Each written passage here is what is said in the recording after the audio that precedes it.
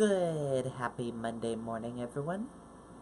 I'm Riley King, and welcome to the Riley King Newscast, right here on the Riley King Network. Let's begin. First up, plane crashes in Connecticut River. Let's take a listen to the video from WMUR News 9, Tim Callery.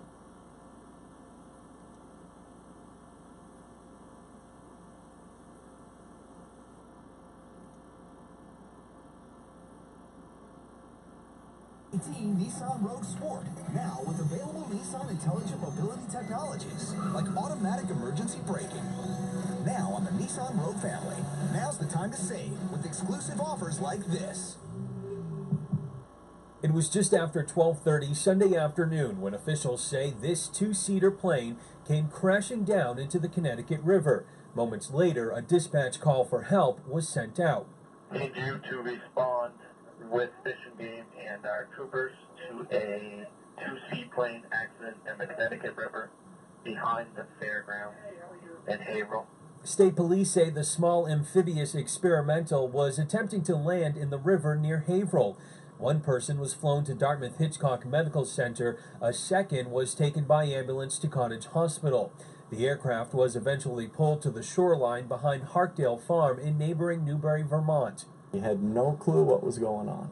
Stephen Carson was taking a lunch break from farm work and says he never heard or saw the plane come down. First responder trucks and state troopers and an ambulance screamed in the road and headed down in the meadow. Carson's dad was working in the fields by the river and thought maybe something had happened to him, but he says he never expected to come across the mangled mess of a plane wreck. Yeah, not at all. When I was a child, we had a glider put down in the field. There was no updraft that day, and that was nowhere near as exciting. And now this plane will actually remain in the river overnight until it can be removed sometime tomorrow. The cause of this crash is still under investigation. We're live here in Haverhill this evening. I'm Tim Callery, WMUR News 9.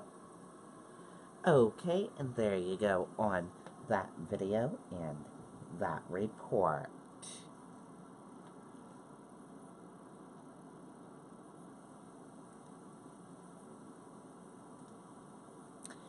Victim of deadly head-on crash had just visited wife, newborn baby at hospital.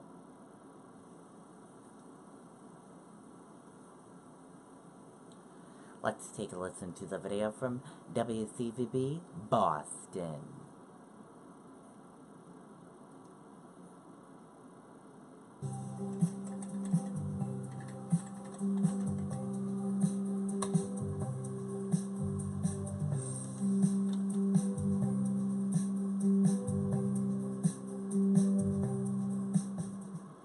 What should have been one of the happiest weekends for Kevin Quinn and his family turned to tragedy early Saturday morning when the 32-year-old was killed in this two-car crash on Route 28 in Kentuit. Always went out of his way to help people. Never asked for anything in return. Friend Rob Dinan says the crash happened as Quinn was heading home from the hospital to make final preparations for his wife, Kara, and his newborn daughter, Logan, who would be heading home in a matter of hours. I remember, from my own kids being born, how excited I was. And I could hear that in his voice. Just breaks my heart that he's not going to be able to be there. Barnstable police say Quinn's 2012 GMC SUV was hit head-on by this 2000 Toyota sedan right near the Mashpee town line. Police say the driver of that sedan, a 22-year-old Fall River man, died at the scene, and that the 24-year-old female passenger from New Bedford was transported to the hospital in critical condition. Even though the accident happened in Kentuit, the Mashpee police chief released a statement that reads in part, "We are in the early stages of what is going to be a comprehensive and thorough investigation into the Mashpee Police Department's involvement of the facts and circumstances leading up to this terrible tragedy." Just to end tragically like this, it was just something that I still can't wrap my head around it. As police continue to investigate the crash and the events that led up to it, a GoFundMe page has been set up in Quinn's memory to raise money for his wife and daughter. Remember him, and anybody that knew Kevin loved him, and we're going to keep his memory alive, and there are a lot of people there that are going to help his daughter grow up and never forget her dad. And so far, officials have not identified the driver of that sedan who was also killed or that female passenger who was last listed in critical condition. Okay, and there you go on that video and that report.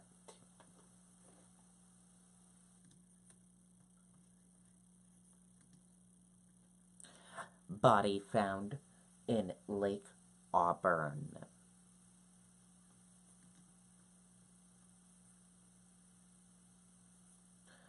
Auburn police and state police are investigating after a body was found in Lake Auburn Sunday morning. Deputy Chief Jason told WMTW News 8 that the body was discovered in the bison of the lake around 5:30 a.m. The bison is located off Holbrook Road, he said. He would not say whether the body is that of a man or a woman or say who discovered the body. He said those details would not be disclosed until police learn more about the death. This story will be updated.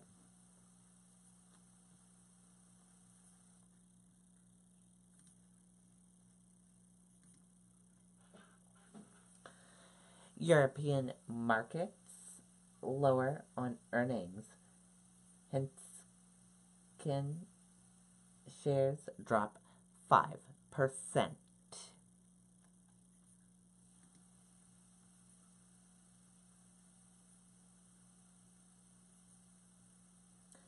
Let's take a listen to the video from CNBC.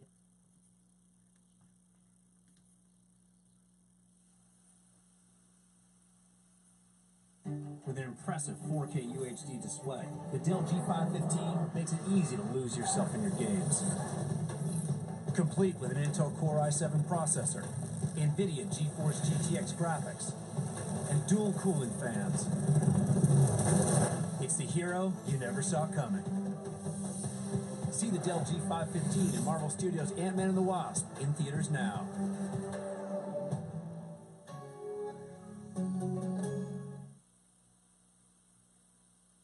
Stocks in Europe beginning a brand new trading week, but with the hangover from sell-off on Wall Street. Again, technology, would you believe? The Nasdaq, the underperformer in the Friday session, falling close to 1.5% versus about a third coming off the Dow. So it does highlight, again, the challenges or psychology impact around earnings and some of the negativity that's really coming through in that sector.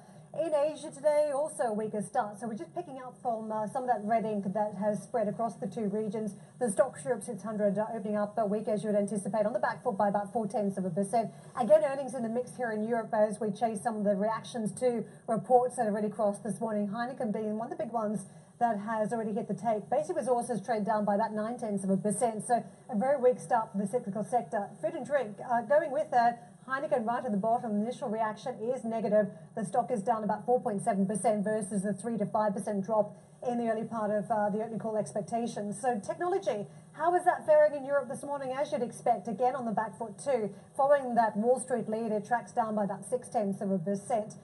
Elsewhere, if we can cast our eye across to banks, a lot of big reporters in that basket this week, about 4.10 south. So a little bit of nervousness coming up to the report cards from these banks. Financials also trade a little bit weaker. Utilities down by about 0.2%. Retail drifting led by M&S to the downside, down about 0.7%, but more contained in terms of their overall basket sell-off, down by just over 1/10.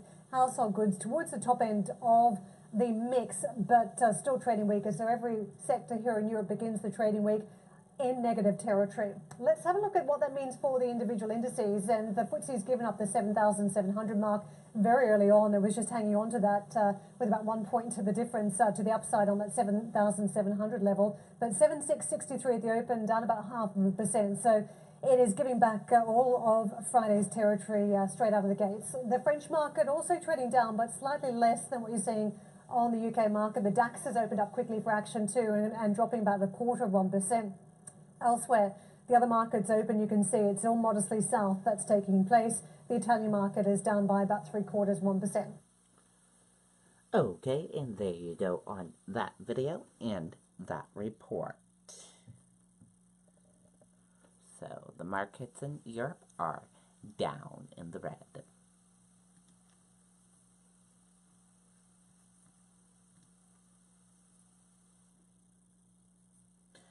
Minneapolis police release video of fatal shooting as family calls for cops firing.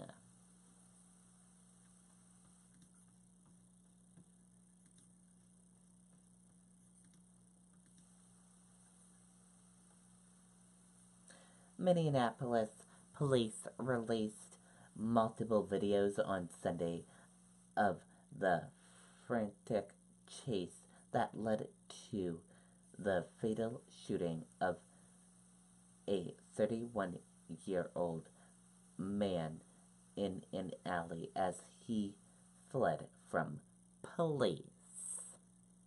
And that did it for the Riley King Newscast right here on the Riley King Network.